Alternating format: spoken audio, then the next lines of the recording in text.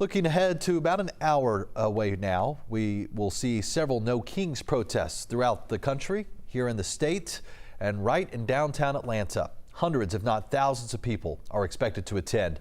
Let's get out to our Chase Howell, who is live at Liberty Plaza, where that protest, again, just about 60 minutes away. Chase, it looks like folks are already showing up.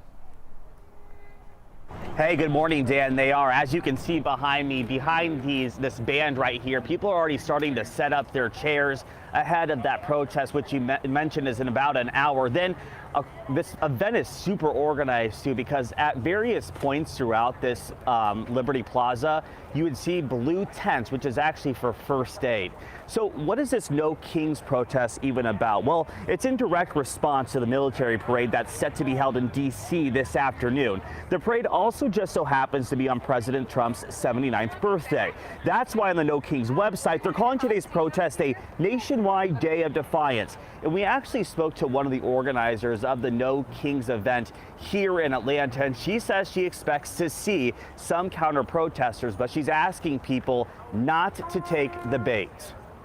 Sometimes people are coming to look for a fight, looking to get you agitated, and so if you take away that agitation or the person that they want to fight with, then that immediately de-escalates the moment.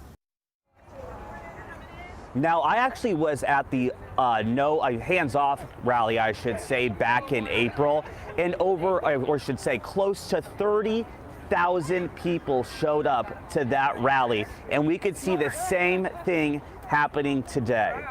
And that, again, that protest is scheduled in about, I would say, an hour. So if you had to come downtown, I would do it before 10 or any time after noon. Live at Liberty Plaza, Chase Howell, 11 Alive News. Okay, Chase, will be checking in with you all morning. Thanks. And security will be tight today in Washington for the military parade celebrating the Army's 250th anniversary. That route along the National Mall will be packed with officers and checkpoints, not to mention fences and barriers, as they get ready for as many as 200,000 visitors there. More than 6,000 soldiers are expected to march, using more than 100 tanks, armored personnel carriers, and artillery as they make their way in front of the crowd.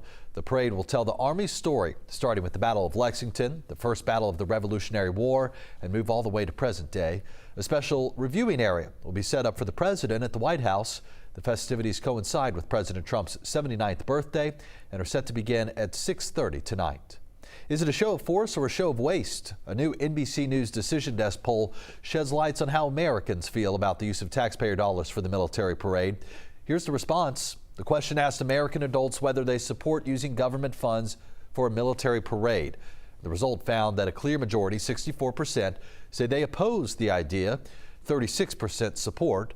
That includes both strong support and somewhat support or opposition. It is a sharp rebuke to a proposal that some view as symbolic patriotism and others as unnecessary spending. Looking ahead to tomorrow on Meet the Press, Steve Kornacki breaks down those numbers and dives even deeper. You can watch that breakdown on Meet the Press right after 11 Alive Weekend Morning News tomorrow morning at 10 a.m.